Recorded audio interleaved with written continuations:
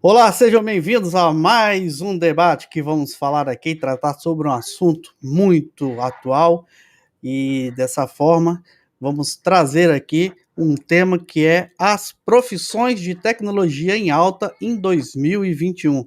Esse é um tema aqui que realmente, com o surgimento da pandemia, as rotinas das empresas, elas foram drasticamente alteradas, né? O setor de tecnologia sentiu uma crescente demanda de profissionais especializados para atender os serviços de home office e diversas vagas de emprego, então, foram abertas para o trabalho remoto, impulsionados pelas demandas que trouxeram novas tendências no mercado de trabalho, inclusive em relação aos quesitos de habilidades aí das profissões e das atividades. E com isso, então, a gente tem aí para debater nosso amigo aí, boa noite aí, seja bem-vindo, Alex Oliveira, para mais uma noite de debate, hein? Boa noite, Rony. Tamo aí, vamos falar um pouquinho de tecnologia mais uma vez, sobre um outro aspecto agora, né? Carreiras. Sim, isso aí. E aí, agradecer a todos aí que estão participando, estão visualizando aí conosco sobre esse debate de hoje. E chama a todos para participar. Deixa aí sua sugestão, suas perguntas, que o debate aqui ele é aberto e vamos trocar experiências. Então, hoje vamos falar sobre as profissões de tecnologia em alta, né? Em 2021. Se a Exatamente. gente for observar, né, Alex, com essa pandemia, a gente teve várias empresas que não usavam home office, estavam em segundo plano, né, a sua Segundo plano, e tinha necessidade, umas que não tinham nem previsão nenhuma, nem nem, falava no assunto. nem falavam, não tinha nem Não entrava nem em pensar, né? cogitação. Não tinha nem ideia de que um dia seus profissionais iriam E era trabalhar possível. remotamente, né?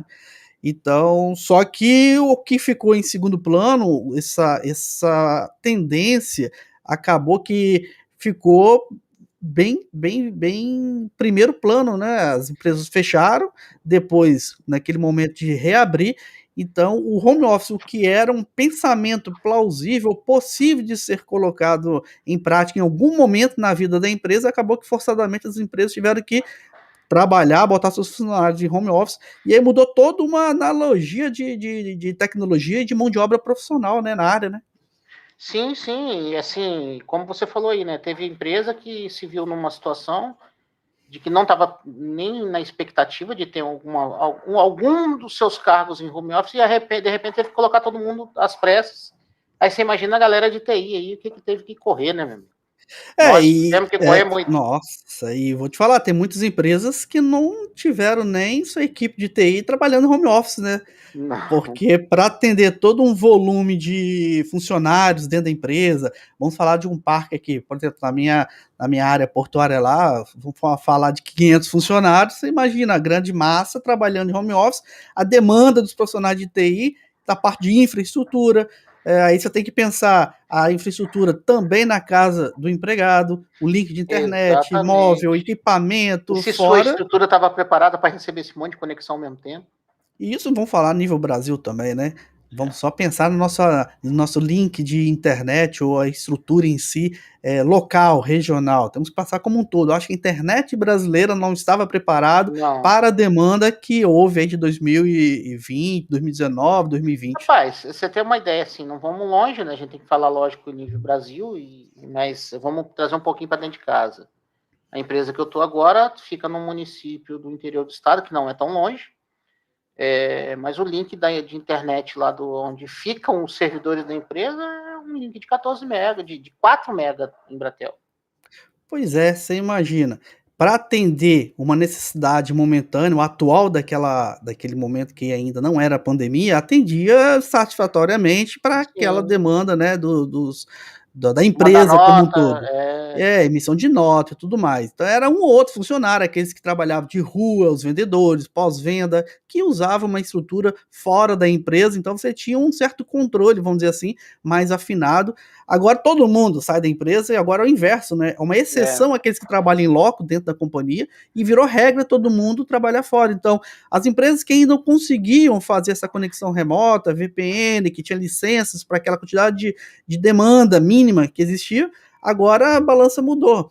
você teve que contratar tecnologia, profissionais capacitados para poder organizar essa conexão remota fora da empresa, e aí você leva VPN, alta tecnologia, licença a mais de conexão Aí remota. você imagina empresas aqui no estado que tem 1.000, 2.000 funcionários e que também não, assim, não tinha previsão de entrar nada disso aí. E a galera de telecom para fazer as entregas desses links, assim, né?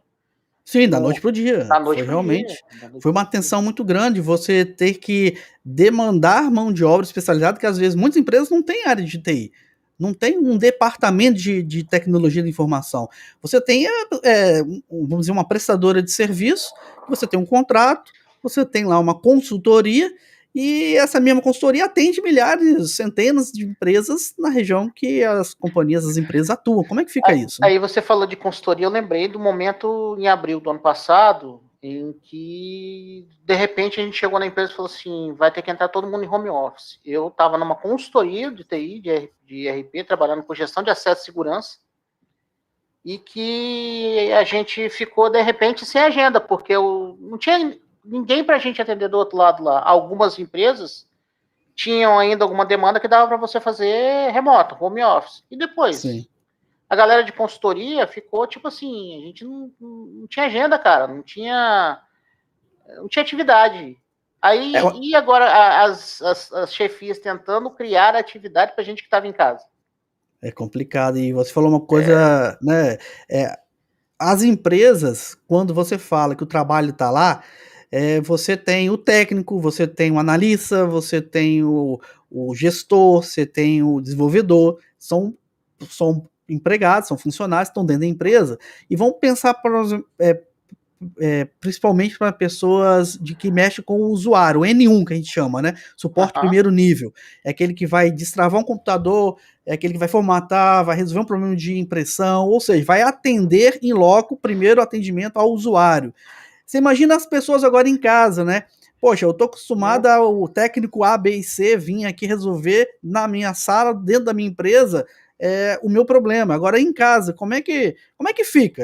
Aquela dependência do técnico para Não resolver não só existe isso, mais. não, e aí tem um outro lado também que a gente acabou tendo, por exemplo, assim, a galera que trabalhava em loco, os analistas de RH, as analistas contábeis, a galera de contabilidade, de fiscal, que teve que ficar em home office, muitas vezes aquele pessoal não tinha o menor lead com a VPN, não Sim, tinha lead de nenhuma. acesso remoto, de tipo assim, vou liberar o acesso remoto da minha máquina para um consultor me dar um treinamento online, Sim. remoto. Não tem, cara. Foi uma fase difícil. Mas assim, a gente está levando essa conversa toda para depois a gente chegar no ponto de como a TI teve que evoluir Sim. para participar desse novo processo, né? Não, isso com certeza aí. A todos que estão chegando aí, boa noite ao Michel que acabou de chegar por aí também. Ele também passou uma situação dessas aí, de atender vários clientes, a demanda dele É, aumentou bastante. Depois a gente vai trocar as conversas aí. Então, a gente exatamente. percebe, né, essa mudança primeiro de paradigma, que são gestores que não entendiam a funcionalidade, a importância do home office, às vezes a flexibilidade que muitos profissionais eles demandam, eles querem, né, para poder ter o seu flexibilidade de horário, poder ter o seu trabalho, enfim, tudo mais. E só que antes o que era planejamento acabou sendo execução, né?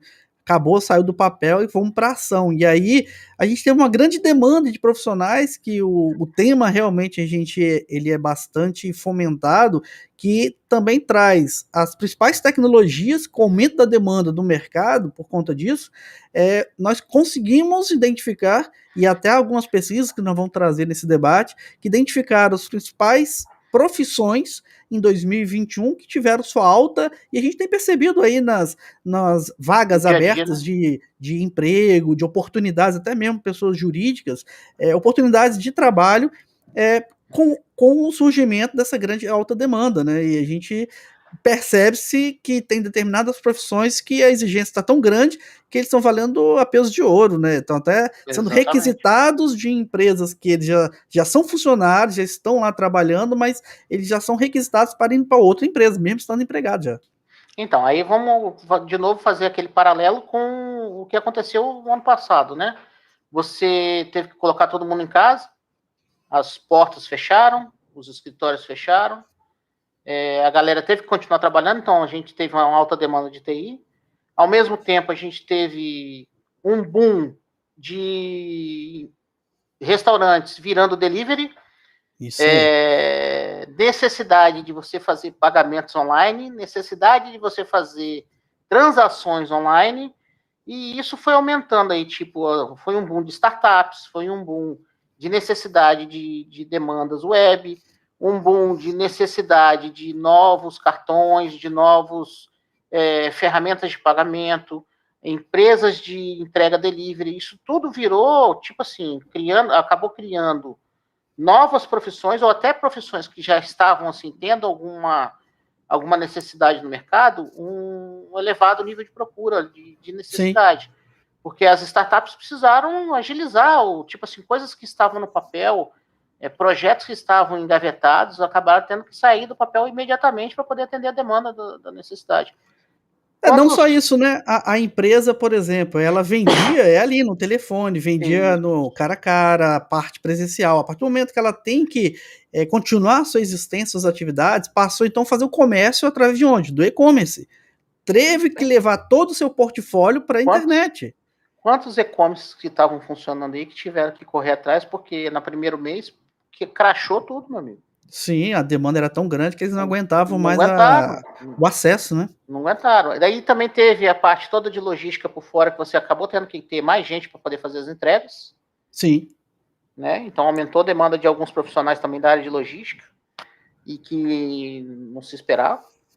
E vamos pensar também que com essa também esse fechamento, ou pelo menos temporariamente, né, as atividades de algumas empresas tiveram suspensas as atividades e vamos botar que centenas, de empregos foram fechados por conta disso, naquele momento de incerteza, de dúvidas quanto a isso, pessoas ficaram desempregadas.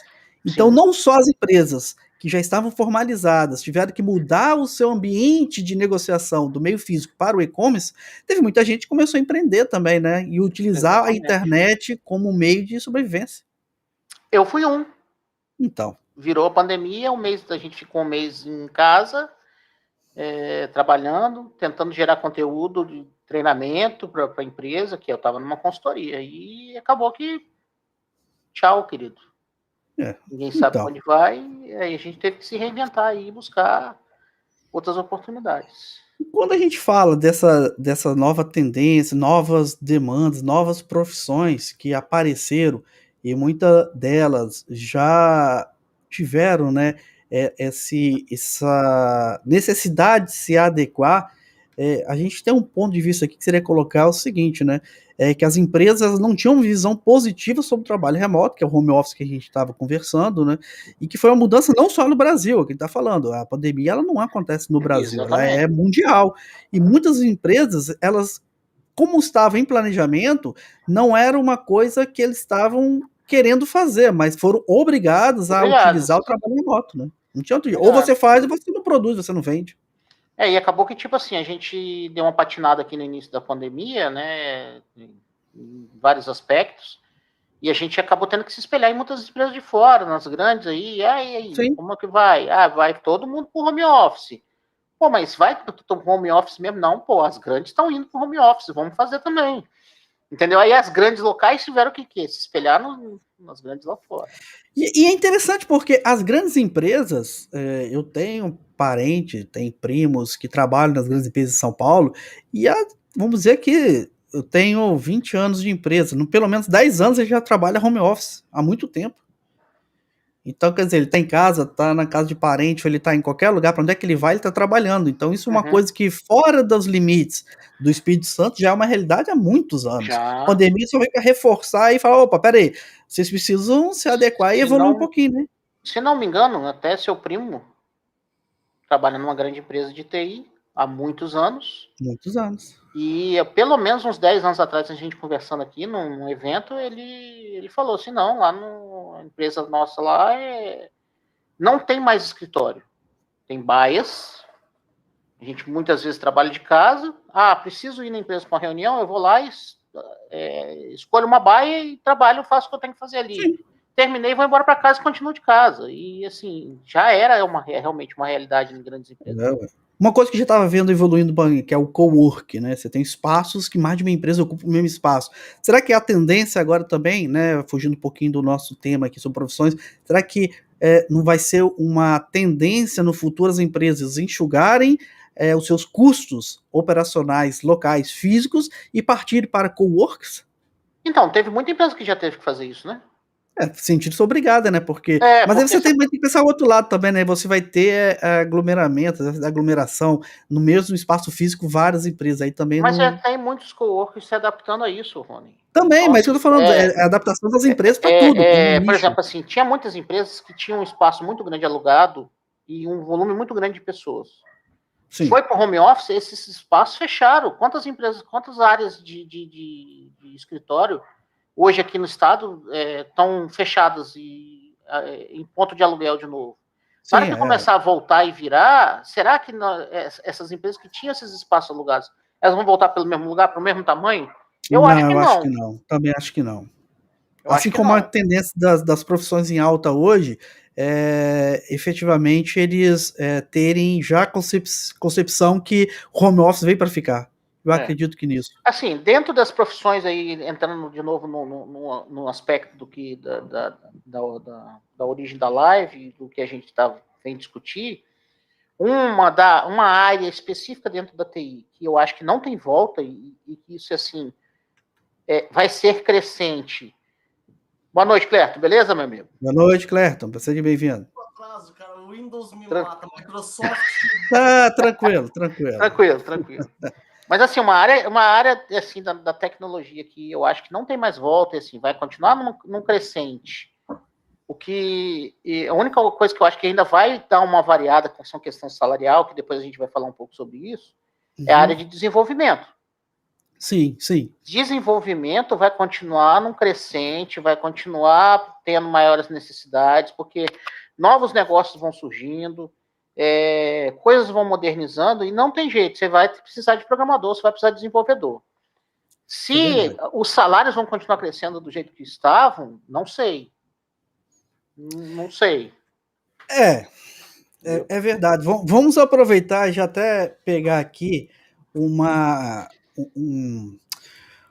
dizer assim, né? Uma das pesquisas. Vamos pegar aqui, a gente observou que na Você S.A., do Grupo Abril, ele traz umas listas de uma das principais profissões que vão estar em alta, né, em 2021. E um dos primeiros que me chamou a atenção aqui é o DPO, né? O Data Protection Officer. O que vocês acham disso? Se vai ser uma profissão que vai estar em alta ou é essa que o Clerton vai infartar com essa tecnologia? Eu sei que ele está coçando para falar de DPO, mas deixa eu fazer uma colocação, né? O que aconteceu? A gente até brincou antes da live da semana passada, questão de evento que a gente tinha participado com o tal, e assim, em 2019, a lei foi aprovada em 2018, em 2019 houve aquele boom de evento, de curso, então eu estava numa área de segurança, de acesso e segurança, então eu fui para 2 eventos grandes em São Paulo, e tipo assim, meio que misturou tudo. Em todas as palestras, porque tinha palestra de segurança, segurança privada, segurança corporativa, segurança patrimonial, segurança de condomínio, polícias, tudo. Em todas elas surgiu o assunto de segurança da informação e em todas elas surgiu o assunto privacidade de dados. É lógico que virou uma febre. E se falava muito da comparação com o DPO por causa da GDPR. Sim. O que, na verdade, aqui a gente chama de DPO, mas não é DPO, né? O Clerton depois me avisa, aqui a gente tem que corrigir, até falar sobre isso, é a função de encarregado. Mas aqui no Brasil não tem jeito. Tudo vira comércio, tudo vira mídia, tudo vira forma de exploração e ganhar dinheiro. Desculpe quem for o contrário dessa posição, mas é verdade. E se igualou ao DPO. Então, assim, virou uma febre, realmente. Em todas as pesquisas aparece aí a área de segurança forte. né? Mas eu não sei se DPO vai ser, ainda mais depois que abriram mão, assim, falaram assim, agora a empresa não é mais obrigada a ter um encarregado. Ela pode contratar uma empresa que tenha um encarregado, faça o papel do encarregado. Eu não sei se vai mais ser esse boom todo que o pessoal tem falado nas pesquisas, não. O DPO as a Service, né? Exatamente. Ou no Brasil é comumente chamado de encarregado de proteção de dados, ou EPD. Eu já não gosto muito do termo encarregado, porque, como eu vim do Rio Grande do Sul, encarregado parece o chefe dos peão da fazenda. O chefe dos peão da obra, né? O encarregado do... Bom. Quem tá ganhando dinheiro hoje com a história do DPO é quem tá dando curso. Isso aí. Exatamente. Como tudo no Brasil. Aí, ó, já fizeram até um descritivo no social aí, ó. Vai ser uma profissão oficial regulamentada pelo governo. Só que ela... Né, DPO não é profissão, é que nem político. É uma função. É uma função. A tia do café, se ela estudar, ela pode ser DPO. Então não é uma profissão. Né? Vai ocupar aquela... Não é um cargo. Exatamente. Né? É uma função. Então, o pessoal está muito enganado com... E se a gente for avaliar, desculpa te cortar, Cléia, assim, se a gente for botar como está na lei e como quem já estava estudando GDPR lá atrás, por ser uma função, o cara tem que ter perfil multidisciplinar ou interdisciplinar. Então, não necessariamente é um cara de TI, não necessariamente é um cara jurídico, tem que ser um cara que fale bem em todas as áreas. Entenda todas as... Pelo menos converse bem em todas as áreas. Não, inclusive tem até uma resolução que foi colocada que se sugeria na resolução que não fosse o encarregado o gestor de TI. Exatamente. Por causa do conflito de interesses. De interesse, isso aí. Mas é que tá. Ele não precisa necessariamente ser do jurídico ou ter conhecimento jurídico ou de tecnologia, desde que ele entenda sobre privacidade. O cara pode ser o cara do marketing. É diferente.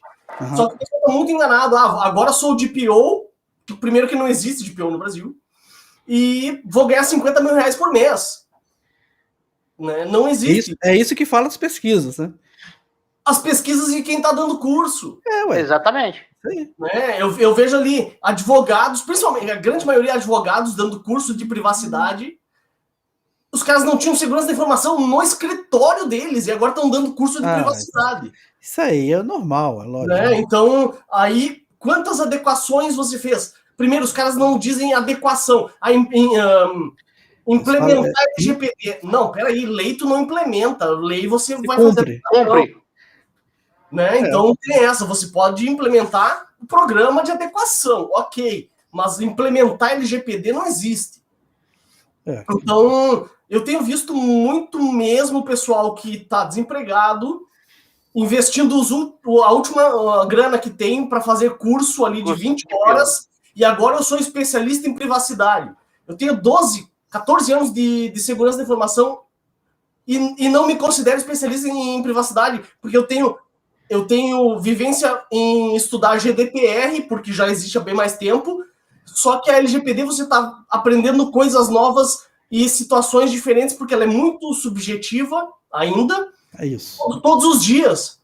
Então, ela é pontual, não existe fórmula pronta para adequação.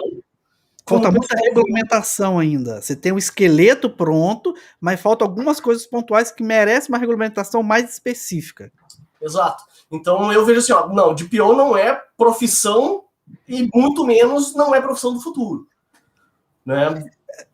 E nessa pesquisa da própria Você S.A., que a gente começou a debater aqui, tem uma outra, como diz, profissão, que eu acho que encaixa até numa participação que a gente viu aqui, que é o especialista em cloud. É aquela situação que você tinha as informações todas circulando dentro da empresa, e agora você, estando remotamente, você pensa o seguinte, olha, peraí, eu tenho uma situação que com essa pandemia aumentou o consumo, né, ou mudou o serviço para cloud, porque as empresas verificaram o quê? Principalmente o Espírito Santo, né? Não tinha uma visão positiva sobre cloud, mas tornou-se uma realidade positiva. Por quê? Eu tenho minha empresa, ela está aberta, então meus sistemas estão funcionando. Eu não posso abrir minha empresa, ela está fechada, meus sistemas não funcionam. Então, como é que fica aí essa realidade?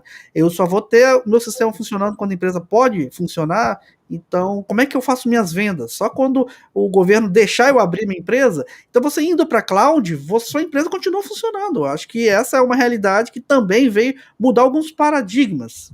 O que vocês acham? O pessoal confunde muito, né? O pessoal acha que não tem ainda noção dos sistemas que envolvem cloud, né? IaaS, PaaS, SaaS. Uhum. E o que é on-premises, meu sistema é cloud, ok? Não, a tua aplicação é cloud, mas teu banco está dentro da tua empresa. Então é on-premises. Você só autentica o AD que está lá na plataforma, né? Mas o seu banco de dados está on-prime, você está aqui dentro, lá naquele seu servidorzinho, dentro da empresa, tá com portas fechadas e não está podendo funcionar. Mas eu acho que ainda tem um problema da LGPD com relação a cloud, porque tem redundância dos data centers de cloud? Tem, mas é fora do Brasil. E aí? Sim. E aí, a legislação da LGPD é para aquelas informações que estão dentro do Brasil, ou seus representantes, né, que fazem o controle ou fazem o tratamento dos dados com uma representação no Brasil. E aquelas empresas que não têm representante no Brasil? Porque você contrata serviço... Eu já há algum tempo eu sou meio suspeito de falar de cloud. Porque assim, eu venho do mundo de empresas familiares, em que as pessoas ainda não têm muita noção do que é cloud, do que é on-premise, sabe que você tem ali o CPD. Desculpa aí a galera da antiga e da nossa época. Você não sabe o que é isso, né? É um centro de processamento de dados, tem uma galera aí de diretoria que ainda acha que tudo é CPD. Então, assim, cloud, a gente falar de cloud, principalmente aqui no Espírito Santo, aí eu não sei, na região do perto aí. Aqui no Espírito Santo, tem boas empresas? Tem gente competente pra caramba? Tem, mas ainda é muito caro. Eu fui pegar três servidores esse ano e fui cotar, os caras estavam falando em 12 pau por mês. É questão da disponibilidade também, né? Tudo bem, cara. O que acontece hoje, mas você pega uma empresa que, por exemplo, assim, no mundo pandêmico que a gente está hoje, tem um monte de empresa brigando para sobreviver. Sim. É surreal o que você vai pagar de cloud. Mas é que se você fizer levantamento de quanto você vai gastar de ar-condicionado, luz... Isso ninguém faz a conta. Ninguém faz essa conta. Ninguém bota isso na ponta do lápis. Não, o tempo da gente de ficar ali em cima do servidor, acompanhando, verificando, e os caras falando dos meus cabelos brancos aí, tá vendo? Tem jeito, não, bicho. E falar de CPD aí, entregou a idade. A questão é que, se você for olhar custo, tem como você diminuir até pela metade o custo em cloud. É porque como você paga por serviço, é por acesso, por necessidade, por uso do recurso, tem empresas que não trabalham 24 horas. No meu caso, portuário, trabalho 24 horas. Eu não poderia economizar. Mas se você for um bom gestor, você vai fazer um uso de cloud como SaaS, botando horário de funcionamento dos seus servidores. Só vai funcionar meu SaaS de 7 às 10. Então, o seu custo de cloud vai ser, num tempo de 24 horas, um custo de 10 horas. Então, você já vai baratear bastante, não vai funcionar no final de semana. Somente naqueles casos que você tem que rodar o backup, então você tem uma flexibilidade ali para te atender, mas o seu custo vai estar dentro daquela base que você pode pagar, mas também pelo tempo de uso que você realmente vai usar o serviço como cloud. Porque muitas vezes você faz cotação com 24 horas de uso do recurso e não é para usar 24 horas. Mas assim, as empresas de consultoria que começaram a oferecer o SaaS, né? Sim. Então, peguei o meu sistema, que ele é todo on-premise, ele é cliente-servidor, ele não é um sistema web, aí porta na nuvem lá naquela condição do... Eu não sei se posso falar marca, nome, essas coisas, mas... tem um formato de servidor na nuvem aí, que é até lá do sul, que a galera porta todas essas aplicações, Doto, Senior, Alterdata, essas aplicações que não são web, são cliente-servidor, porta para a nuvem. E, cara, aí você vai vender uma licença de uso, ou, na verdade, você troca a licença de uso, você vai vender para SaaS para o cliente, e o cliente tem na cabeça o seguinte: eu não tenho servidor aqui, eu vou usar seu SaaS. Aí, num primeiro momento, o que as empresas estavam fazendo? Dava meia-noite, desligava o servidor dos caras, só ligava às 5 horas da manhã. Final de semana, desligava. Meu amigo, o cliente começou a quicar, tentei entrar no meu servidor e não consegui, o servidor é meu, não é seu mais. Não é seu, pois é. Entendeu? É a mudança de pensamento. Paradigma, né? A quebra de paradigma. Mas eu vejo o pessoal querendo contratar cloud, mas não utilizando as ferramentas de, por exemplo, calculadora de cloud. O Azure tem uma calculadora fenomenal. É variáveis, é complexo? Mas, pô, você fez uma vez, só acertou, é aquilo ali, cara. Você não vai ter dor de cabeça. Vai te dar exatamente o que você precisa, porque muitas vezes você contrata, mas tem muitos serviços que você não vai utilizar, mas estão no pacote. E eles vão cobrar pela ativação dos serviços. Então você está disponível. Aí que vem a necessidade de um cara que é especialista, um cara que estudou cloud, um cara que estudou o Azure, estudou um Google Cloud, estudou um Amazon, entendeu? Todos aí a profissão, né? Especialista virou uma profissão, especialista em cloud. Então, assim, esse cara tem que ser valorizado? Tem, mas as empresas hoje estão preparadas para valorizar um cara desse? Pô, você foi olhar um salário de um cara desse hoje, meu amigo, no mercado de São Paulo, do Rio, é uma coisa de doido. Mas a gente não pode, mas também a gente não pode deixar de entender que eles estão em alta, né? Então, até pela não só importância, mas pela demanda, né? Agora virou realidade os serviços em cloud. Rony, você comentou antes e me ocorreu agora, com relação a DPO, eu acho que o que mais vai estar em evidência ainda, nem tanto DPO, mas um analista de GRC. Uhum. Esse com certeza, muito mais que um DPO, vai estar muito mais em foco do que... Ele precisa que toda empresa esteja certinha. Compliance, não é isso? Compliance, isso aí. Isso. Eu acho que as coisas têm que vir juntos. São profissões distintas, apesar que o DPO é uma função, mas a gente tem que pensar como uma profissão distinta, né? Porque o cara ele tem que se especializar, então ele tem que ser uma profissão até para você ter um nicho para aquele profissional, né? E até está interligada, porque você vai tirar as suas aplicações. Já é difícil a gente controlar essas coisas de segurança, compliance, risco, essas coisas dentro do on-premise, né? É muito cultural. A gente tem que lidar muito com a cultura do cara você falar com o cara assim, olha, analisa o e-mail que você está recebendo para você não clicar numa besteira e não cair num ransomware da vida, né? Uhum. Isso parte também de uma gestão de risco e compliance, porque o cara vai ter que fazer um endomarketing para poder divulgar informações para que o cara não caia numa besteira dessa. Aí você tem o cara de risco e compliance, você está tirando a sua estrutura do on-prime, está levando para a nuvem, você precisa do cara do cloud, você está... Tem um cybersecurity, né? Você tem especialista em cybersecurity. Você tem que ter o cara agora que vai falar com a Agência Nacional de Proteção de Dados, que aí é o encarregado de PO, que nome que quer que dê. Bonitinho. Né, bonitinho lá. Cara, é muita coisa nova e que a gente, assim, realmente são profissões que estão aparecendo, são funções que estão aparecendo e que são valorizadas e o mercado está pedindo e a galera está tentando se especializar, aí vem os aproveitadores dando curso de 20, de 30 horas, de 40 horas. As certificações ficaram caríssimas, porque né, a galera pegou assim, tá vindo uma galera que vai precisar certificar, vamos aumentar o preço do curso, da certificação.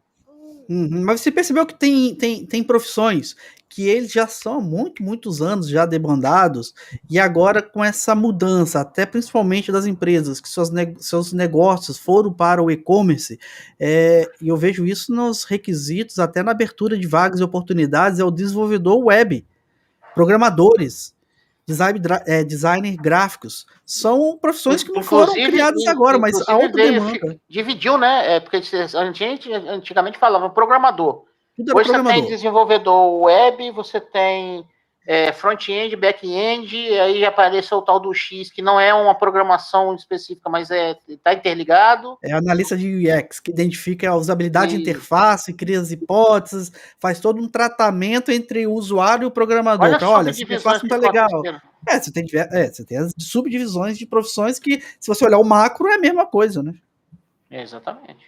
Mas só para completar ali do GRC, eu cortei aquela hora. O que eu entendo é que, assim, sem governança, riscos e compliance, riscos até, né, dá para separar um pouco, mas sem governança e compliance você não tem analista de cloud, você não tem segurança da informação. Não tem. Então, eu acho que o analista de governança, riscos e compliance, realmente ele vai ser todo profissional, onde ele vai adequar todas as partes da empresa, né? Se você pegar governança de TI especificamente, você faz governança de TI, se você for fazer cloud, se for fazer on-premises... Todas as áreas da empresa. Você já tem todo o processo pré-estabelecido ali e vai atender para entrar em compliance. Então, eu acredito que governança e riscos de compliance vai ser bastante grande a demanda para esse tipo de profissional. A gente pegou uma outra pesquisa também da Infomoney, que ele fez um estudo no LinkedIn das 15 profissões que mais vão estar em alta, né, que estarão em alta em 2021. Então, dentro dessas elencadas aí, veio falar sobre engenheiro de software, desenvolvedor, back-end, front-end, o consultor de design de produto, e também ele levantou aqui analista de segurança cibernética, né? E o que me chamou mais atenção, e aí a gente pode debater um pouco sobre essa profissão, que são a chegada, e muito em voga agora, dos profissionais autônomos de conteúdo digital, que são aqueles que são os organizadores de conteúdo, né? É um podcaster, é o youtuber que agora está botando a empresa num canal para poder fazer vendas, o pós-vendas, é aquele que vai coordenar o marketing da empresa, que antes você tinha um cara que não tinha nada. Você tinha um cara que era da qualidade, era um cara da comunicação, mas é uma comunicação tradicional, é mandar um e-mail, responder uma pesquisa de cliente. Agora não, agora é uma coisa mais além. A empresa está nas mídias sociais, está na internet, por conta de toda a situação que está vivendo hoje, né? Muitas empresas estão inclusive apenas em mídias sociais, né? Isso, e as vendas todas. Então você tem toda uma nova profissão, que é o cara que vai gerenciar o conteúdo digital. Então esse é um boom que aquelas pessoas que estão de olho numa nova profissão, né, que tem alguma chance de querer pegar essa onda, vamos dizer assim, das profissões. Olha o Guidoni aí, que por sinal é meu filho, falou aí, esse cara aí sou eu, o cara das mídias digitais. Ele trabalha nessa área justamente de mídias digitais. É uma profissão que, assim, evoluiu muito ultimamente, né? Até porque, por exemplo, existe hoje aquela modalidade de você intermediar a compra, né? A tua empresa recebe o pedido, você encomenda na empresa e a empresa entrega para o cliente, que eu não vou, né, entrar no esmiuçar isso e citar nomes, mas é uma modalidade que tem crescido bastante. Você fazer essa intermediação entre o cliente final e o fornecedor, né? Então, você ganha uma porcentagem, mas você só encomenda junto do fornecedor e ele entrega. Então, você não precisa nem necessariamente ter uma empresa de porta aberta, como a gente chama, né? Se fosse um fornecedor, né? Um fornecedor, intermediador, vamos dizer assim. Isso. Você conhece quem faz, você sabe quem precisa, você vai fazer essa intermediação, né? E eu acho que levando também nessa concepção, aqui a gente tem uma visão do seguinte, a pergunta que eu deixo para vocês também é qual a visão de vocês quando se trata de um DPoS, ou seja, né, você utiliza um DPO ou a função dele como serviço, né? Eu preciso fazer um tipo de auditoria ou uma tratativa dos meus processos, mapeamento, fez tudo, concluiu, ok. Será que eu preciso de um DPO 24 horas na empresa ou somente com a necessidade do DPO, quando for ele requisitado pela empresa? E falando da questão dos booms das profissões, isso aí fez aquele boom de vou precisar de um monte de DPO, um monte de encarregado, não, agora eu posso ter um DPO as a service, posso ter um serviço, aí a galera, o boom diminuiu. Vai ter um monte de gente no mercado especializada nisso. Mas se eu, por exemplo, posso contratar uma empresa para poder ter esse serviço, eu não vou não vou transformar alguém em encarregado nem DPO. Pois é que a principal responsabilidade do DPO é responder junto à NPD pela sua empresa, né? E solicitações de titulares, assim por diante. Tem uma frase que eu gosto muito, que é quem muito abraça, pouco aperta, É verdade. E aí um escritório começa a ser DPO as a Service de um número enorme de empresas e você começa a deixar de atender como deveriam as solicitações dos titulares daquela empresa. Dados. E aí complica. Até porque você tem que conhecer do negócio, né? Também, isso é o básico. Agora, para você mapear os processos, tem que conhecer o negócio da empresa, é lógico. Exatamente. Agora, mas a questão... como é que você vai fazer, igual você falou, ele falou, um escritório para atender inúmeras empresas? Você vai ter que ter mais. Né? Muitos, O que eu falo é o seguinte, se a LGPD dá um prazo até para o titular dos dados solicitar para que a empresa remova os seus dados daquele banco de dados que ele está controlando, que está tratando os dados e tudo mais, você tem um prazo legal que a LGPD dá, e a empresa tem que retornar com os controles. Você imagina um DPO que ele é como serviço, né? E como é que ele vai aferir que aquele retorno para o titular dos dados está sendo feito da melhor forma, dentro da legislação, está atendendo? Porque se não tiver um papel de DPO como ser um controlador de qualidade para cada requisição da empresa, a empresa está fadada a tomar uma multa e depois vão botar a responsabilidade no DPO que não estava nem sabendo dessas ações. O bom, entre aspas, é que o DPO não pode ser responsabilizado. Cara, mas o DPO, de repente, não, mas se eu estou vendendo um serviço, eu sou corresponsável. Pois é, aí teria que analisar com relação à prestação de serviço, como DPO as a Service, as responsabilidades para a prestação daquele serviço, né? Porque ele não é o controlador, ele não é o tratador das mensagens, enfim, dos dados.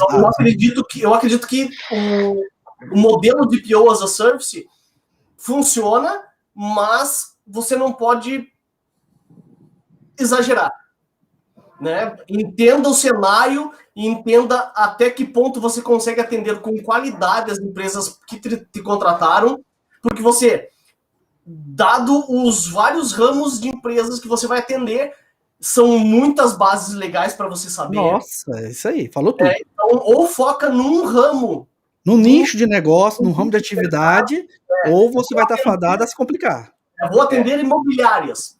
Ok. Quais são as leis que são regem? Puxando um gancho nisso aí, cara, é igual toda prestação de serviço. Ou você foca ali no objetivo da sua prestação de serviço e faz um negócio bem feito, ou você perde a ponta do cipó e você não consegue entregar o que você está prometendo. É uma questão também de oportunidade, né? A gente está vendo isso, como a gente já falou em vários outros encontros e debates, é que a LGPD acabou que a classe de advogados acabou eles sugando, absorvendo as necessidades da implantação da LGPD e começaram o quê? Ganhar dinheiro com isso, cara. Realmente. Entregando planilha para o cliente que não sabe, e agora o que eu faço com isso aqui? E agora, preenche, depois você me dá e eu vou ver se você está conforme ou não na lei. Quer dizer, a parte operacional é muito fácil ganhar, receber por isso.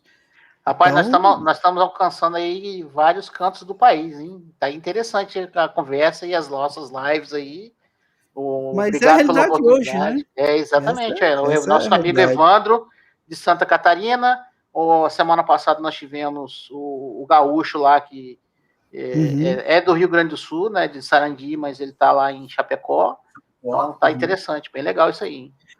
A gente tem uma outra pesquisa que veio da economia, que é do Grupo UOL, que uma das carreiras, ele coloca, uma das profissões também, é o arquiteto de soluções robóticas. Será que cabe em 2021, nesse momento aí das soluções robóticas? Cabe. Aí tem que ver essas soluções robóticas, tem dois sentidos, na minha opinião, eu não sei se eu tô falando alguma besteira. Mas você tem soluções robóticas mesmo, robôs, né, indústrias, que você acaba tirando a pessoa e colocando um robô para fazer uma determinada função. E a gente tem agora soluções robóticas de robotizar processos. Sim, eu acredito que seria isso daí, principalmente vamos pensar. Você tem um galpão físico com seus produtos que mexe com e-commerce, ou não mexia, né?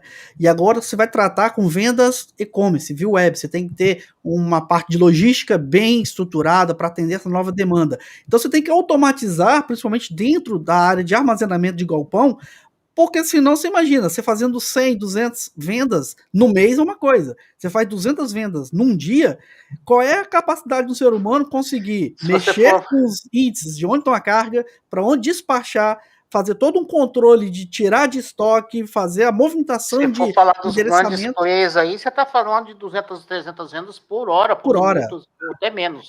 Então, a parte de robotização que eu vejo, essa nova profissão, é que o responsável dessa parte que vai dar o arquiteto de soluções robóticas eu tenho um novo nicho de mercado, eu tenho uma nova necessidade, qual é o meu melhor meio de investir para eu poder ter otimização dos processos, segurança e atender a legislação vigente. É o que o Evandro falou aí, o RPA, né, a parte de automatização de processos que a gente fala de programas específicos para automatizar processo. Então, são 3 linhas que a gente já está falando aí.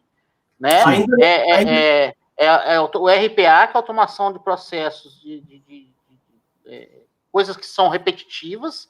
A parte de robô mesmo, que eu falei, que é um braço mecânico que vai lá e começar a tirar um vidro de uma posição e levar para outra, que antes era uma pessoa que fazia, agora é um robô que faz. E agora você falou da logística aí, vocês já viram aí dos grandes players aí, aqueles galpões enormes que não tem mais ninguém de gente, e só os robozinhos levando e trazendo carga, pallet e os cambal. Isso aí. Nessa linha, eu acredito ainda, e eu não vi essas pesquisas, e não vi em pesquisa alguma, mas eu acredito que logo vão começar a aparecer solicitações nessa linha mesmo, arquiteto de IoT. Exatamente. Pois é, isso aí. O cara definir qual que é a melhor funcionalidade do IoT para um equipamento que você vai levar para sua casa, né? Eu acho que ainda tem a falta de um profissional do IoT, pela falta, eu acho que falta de conhecimento ainda. Por falta de maturidade desses dispositivos. Porque verifica na sua empresa, em quais empresas que vocês já andaram, qual dispositivo IoT existe nessas empresas? Não vejo nenhum. Mas é que tem essa visão, mas tem aquela visão que logo vai começar a acontecer, do meu ponto de vista, é que não existe o dispositivo, mas logo vão começar a aparecer, mas existe a possibilidade desse processo eu jogar para um dispositivo IoT. Sim, claro. Hoje, por exemplo, muitos podem estar se perguntando, mas existe automação já nas empresas? Cancela QA, com leitura de OCR. Ok, isso é automação. IoT é outra característica. Você tem um dispositivo que você já está direto da internet, recebe e manda comandos, manda informações na grande rede. Inclusive, está puxando um gancho com relação a isso da IoT. Semana passada ou retrasada, rolou uma discussão no grupo com relação à falha de segurança da informação em dispositivos IoT. Sim. Então, você já vai ter que ter aí a interligação das duas profissões, do cara do IoT e o cara da segurança da informação. Porque tá vindo um monte de dispositivo IoT com firmware desatualizado. O cara tá saindo com dispositivo desatualizado de fábrica. Como é que pode um negócio desse? Não entra na cabeça, cara. Dando brecha para uma invasão, entendeu? Aí vamos para aquela outra questão das incompatibilidades de profissões, né? TA e TI, que nunca se conversaram, né? Não vai ser agora que vão se conversar, mas hoje precisa. Sim. Porque o cara acessa a internet pela área de TI ali, tem todo o acesso à internet, não há os dispositivos de segurança entre as duas redes, muitas vezes, e o cara consegue invadir um equipamento eletrônico, uma máquina que está lá na produção, porque tem um software desatualizado no firmware do bagulho lá. Um dos meus professores da faculdade, é um dos meus mentores em segurança, ele está em Portugal fazendo o doutorado dele, onde eu faço o meu mestrado. Ele está fazendo o doutorado dele justamente em segurança da informação para dispositivos IoT. A tese dele é toda voltada para isso. Bacana. E temos uma pesquisa última da noite, que a gente vai falar sobre pesquisa, do CIE do Paraná, aí do Sul, Clerto, que ele coloca entre os possíveis também profissões que estão em alta, é o analista de performance digital. É aquele que vai cuidar não só da imagem digital da empresa, mas vai toda uma parte de criação, de análise, de como a empresa está na internet, pelo Google Ads, Social Ads. Eu acho que o meu filho participou de alguma coisa de projeto disso aí também, cara. É um pouco voltado para aquele caso lá que a gente estava falando na outra pesquisa, de pessoal que lida com a imagem da empresa ali, entendeu? Sim, hoje vai ser assim, uma profissão bastante em alta é tomar conta da marca da empresa na internet, coisa que a gente já devia estar se preocupando. Eu acho que desde o avanço da internet, mídias sociais, a gente tem visto aí empresas em que funcionários estão descontentes, falam na internet, esse vai ser um debate também para uma próxima live, um assunto que vai ser bastante discutido. A gente só está captando um pouco mais de material para dar mais subsídio aos nossos debates. Hoje a treta foi grande, né? Mas a gente deixa para a próxima live falar sobre isso. Mas justamente é isso, o profissional que está em alta procurar como é que está a marca, como é que está a empresa na internet, porque esse mundo que já está globalizado, já está trabalho home office, já está o uso, o pessoal está muito mais na internet, nas mídias, do que na parte física. Então é preocupante para as empresas. É reputação, né? É reputação. Aí você tem que ter um cara especialista nisso aí, né? Pô, com certeza. E outra coisa também é que a gente tem até uma situação aqui de perímetros, né? Onde você tem uma automação que você pode agregar ao IoT,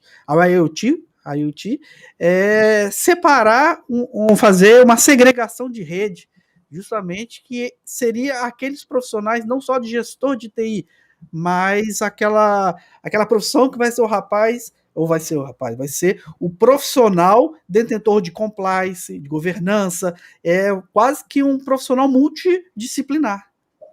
Eu estava rindo aqui, do comentário anterior me veio um poema na cabeça, né? Havia uma pedra no meio do caminho havia uma pedra. Carlos desse nível. E a LGPD impacta também nessa parte de gestão da imagem da empresa, porque com um vazamento, o que mais afeta a empresa é a confiabilidade dos titulares naquela empresa. Então, a imagem da empresa fica bastante afetada com relação a isso também. Então, para você ver como a gente gira, mas sempre chega em compliance, basicamente. Aí a explicação do analista de performance aí, Rony. Nós temos aqui, vamos que se você quiser saber como é que tá a marca, é só você ir lá no Reclame Aqui, que é tranquilo. Lá você vai ver sua reputação. Agora, vamos pensar o seguinte, na questão de profissão que está em alta. A gente também tem que olhar para o outro lado também, tem uma outra visão. Nós, como gestores, profissionais de segurança, você tem essa demanda grande de home office. Muitos dos profissionais também, eles fazem uma certa exigência para trabalhar, eles querem estar 100% home office.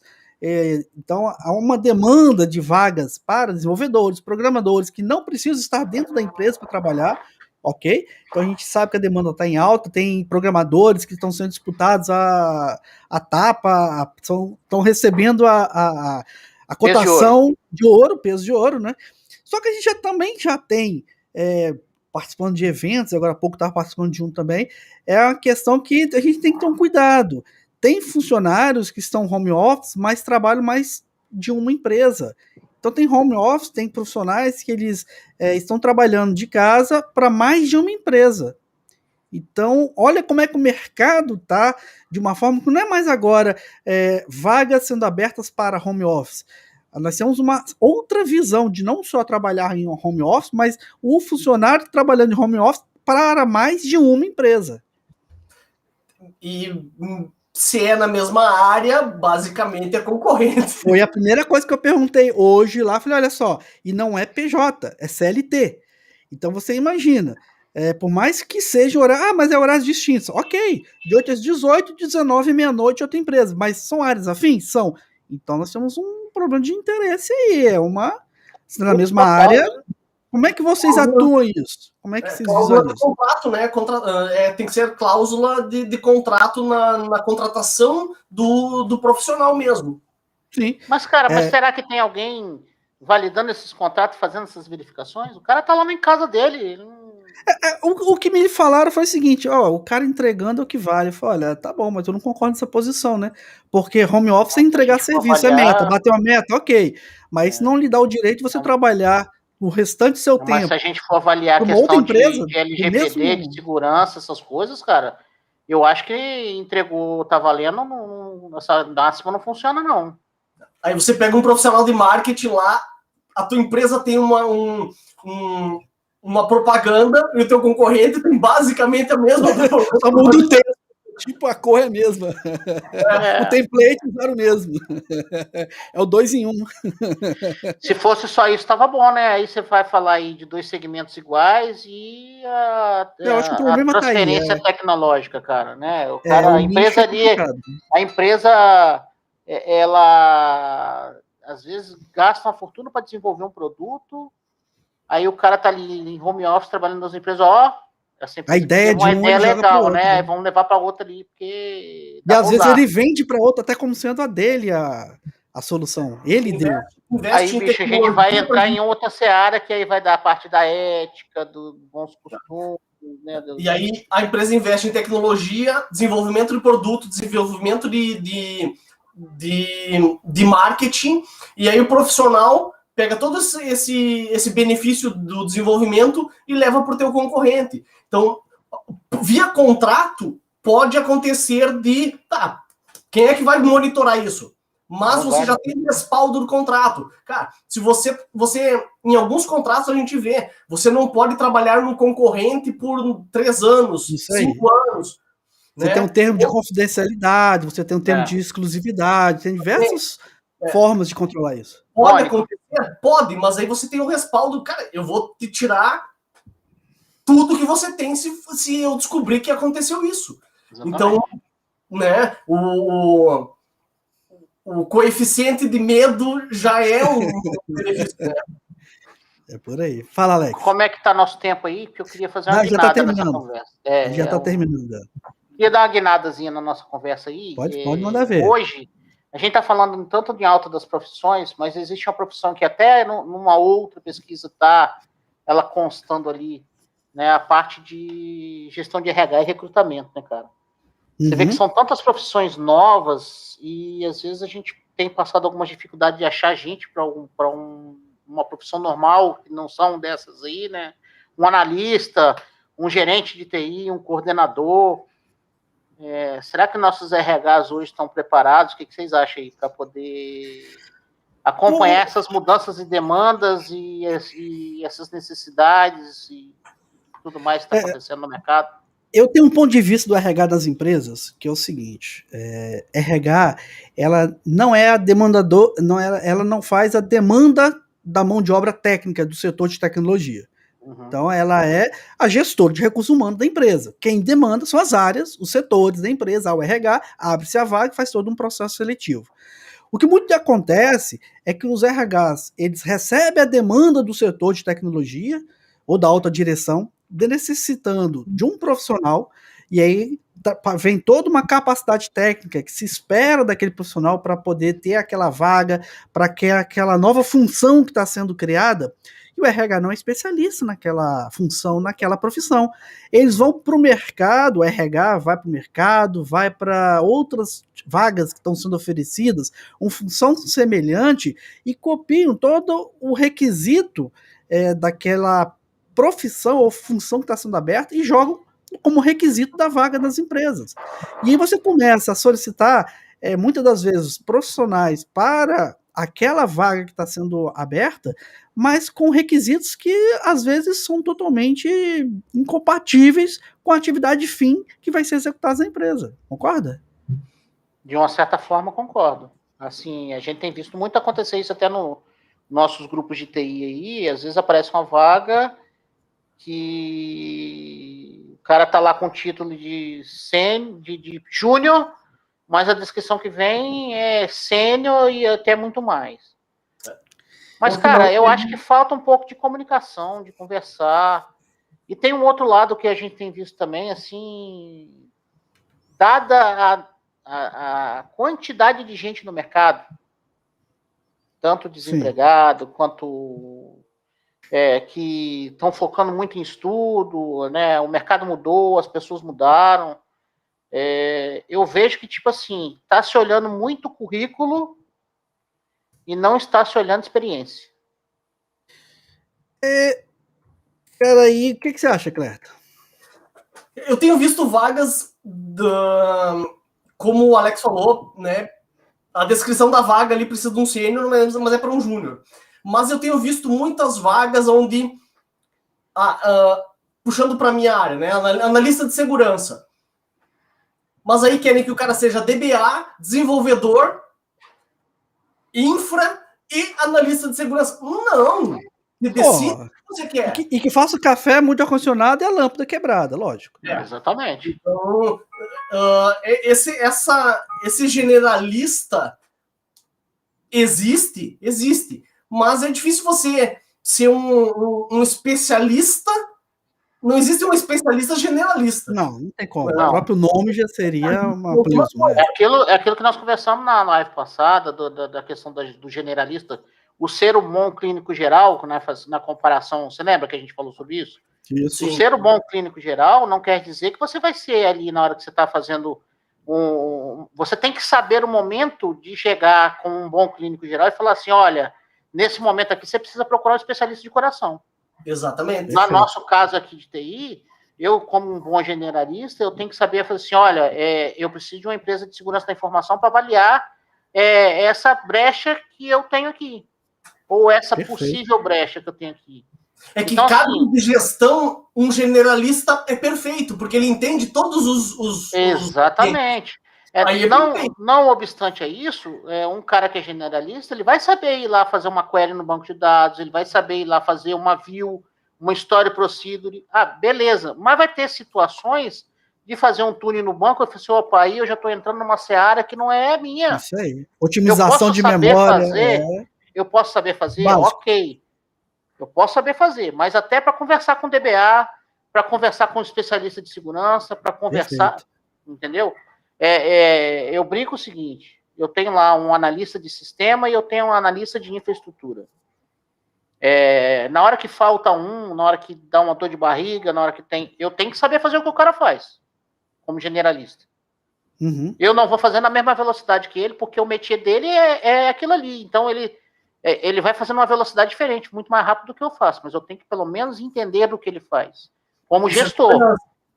Como gestor, governança. Eu acho que todo gestor, ele um dia foi generalista, porque senão, cara, como é que você vai decidir se o cara que é o seu subordinado ou o seu liderado, vamos dizer assim, ele tá fazendo a coisa certa ou não? Mas você acha que um cara hoje, aí voltando na nossa questão de carreira, de cargos, profissões, você acha que um cara hoje, que acabou de sair de uma pós-graduação ou de uma faculdade de gestão, que hoje tem faculdade de gestão de tecnologia, você já pega né?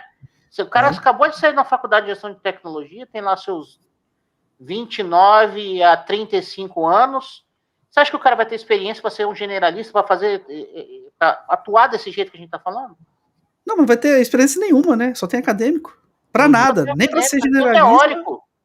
Sim. Aí ele vai entrar como trainee ou no máximo estagiário. Aí, assim, que me perdoe meus amigos de RH, o que a gente tem visto no mercado é que o cara é novinho, ele está saindo de uma faculdade de gestão, eu vou contratar esse cara aqui. Porque, de repente, o salário dele está fresquinho, o salário dele é menor, né? E é isso que eu tenho visto às vezes no mercado. O Clerto contrata ele lá como sendo o assessor direto da empresa dele. Pô, o cara é fera, pô, acabou de se formar. Acabou de se formar. Não que o cara às vezes não tenha valor, cara, não é isso que às vezes que eu quero dizer. Não, né? O que a gente tá discutindo é isso, né? Deixar claro, a gente tá falando de profissões, aumenta ali as responsabilidades. Responsabilidade em várias das pesquisas de ter uma convivência. Fala da alta do gestor de RH, entendeu? Então, as pessoas têm que abrir o leque para ver melhor. São cargos importantes, são cargos, vamos dizer assim, são chaves, né? Cargos chaves, né? E eu ainda entro numa seara diferente com relação à idade. O entendimento ou o discernimento de um cara de, sei lá, 25, 26 anos é muito diferente e não, e desculpa quem tem essa idade, mas não alcança o que a gente tem de vivência e maturidade, coisas que a gente já passou.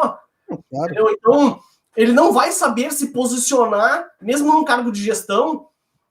Não vai ter maturidade, né?